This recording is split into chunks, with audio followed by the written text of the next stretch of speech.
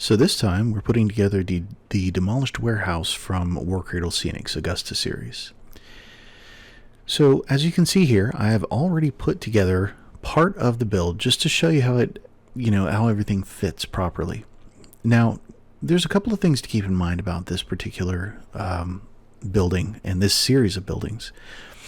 It does have a floor, which I am thankful for. I really like that.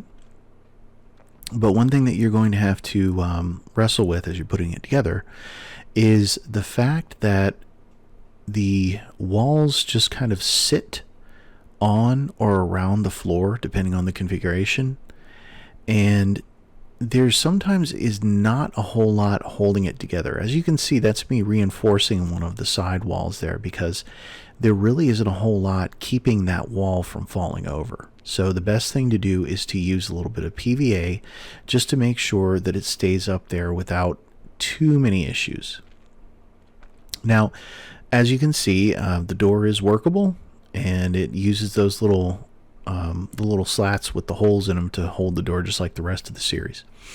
Now, the brickwork on the outside, as I've said on a previous video, the brickwork is actually an interesting touch. I really like the way it looks when you get the brickwork on there on the outside.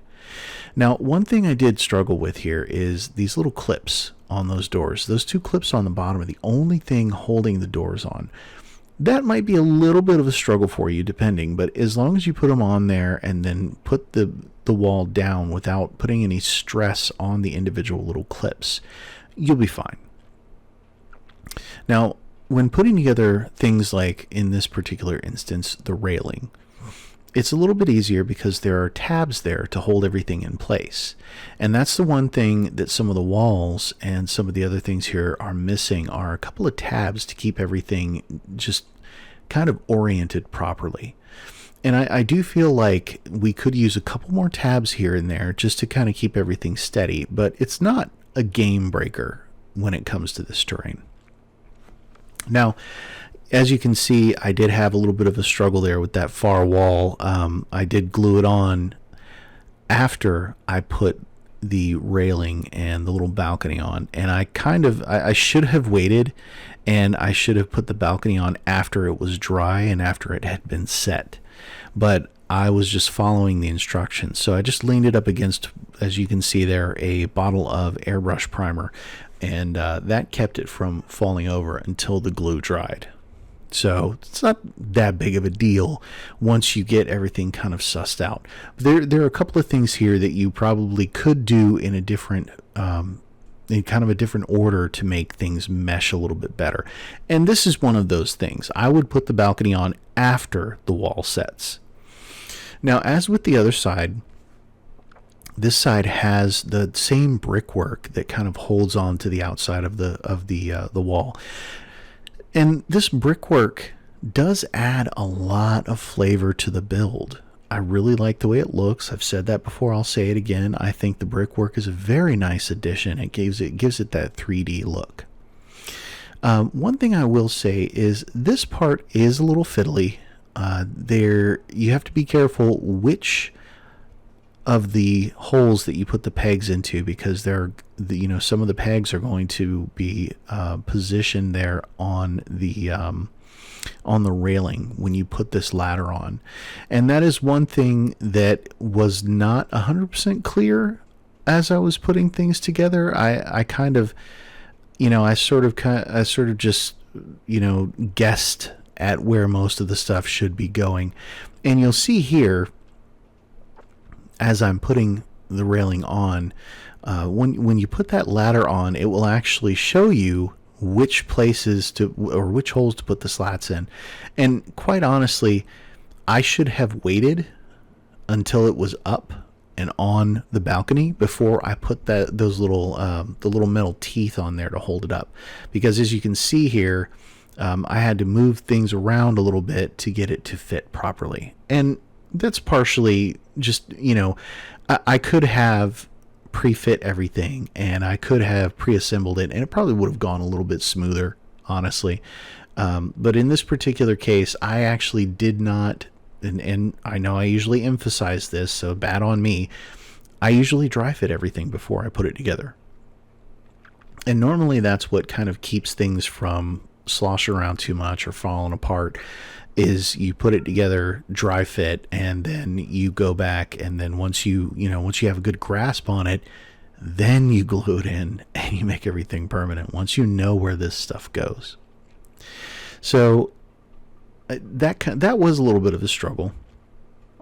And now this piece here, there's a little girder, and it's one of those 3-piece little wooden poles, and the girder just kind of sits on there.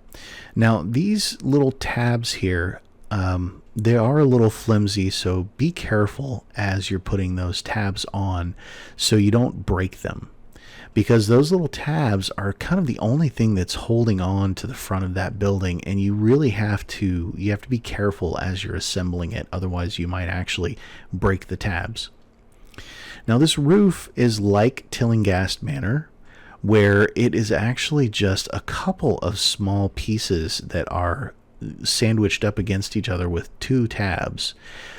Once again, I feel like we could have used a little bit more reinforcement. It's still, though, it's not that bad, because once you get it glued and solid and set, you can go back and you can put a little bit of glue on the sides here, and you'll see me do this here in just a second. This is me dry fitting and then putting in the glue, and I'm putting a little bit more than I needed, so I will have some to kind of smush out from the sides and reinforce those girders, the trusses that hold the roof on. Now once again, the top here, this is me dry fitting, and at this point I didn't necessarily need to dry fit. I probably could have just put it on there, but once again, I didn't want to make that same mistake that I had made earlier, so I was making sure to dry fit just about everything. So this is how the roof turns out. Now, once again, as you're putting things on the top here, this is me putting the, it's kind of like a front facing, like an eave on the front there. And you have to kind of set it in there and just kind of line it up.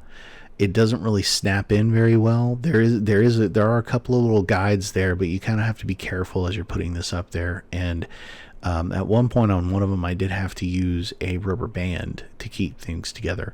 But this one, it's light enough to where, as long as I held it for a little bit and rubber banded just put one little rubber band across the top, it did stay after I did that. So it's not too big of a deal. Now this piece was a bit of a struggle. There is no real guide to this. There's nothing really holding it on there except for just a random dab of glue on the one side as it hits the wall. I kind of feel, once again, I could have used some sort of guide or something that, maybe a one peg to put it in there just to line it up. But as you can see, this is what it looks like after you're done. And it looks good. Obviously, it's supposed to be a demolished warehouse type deal, and it looks really nice. The only thing that I had a problem with was keeping that the roof on. So having the roof, it was kind of sagging a little bit in the center.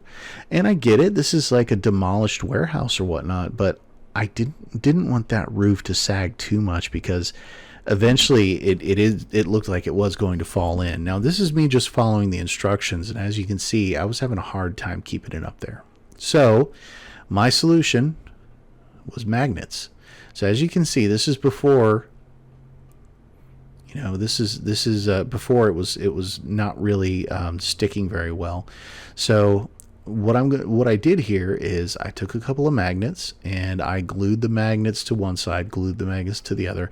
I don't know why I did it that way. Honestly, it would have been a sturdier connection had I just put the magnets together instead of doing it through the wall.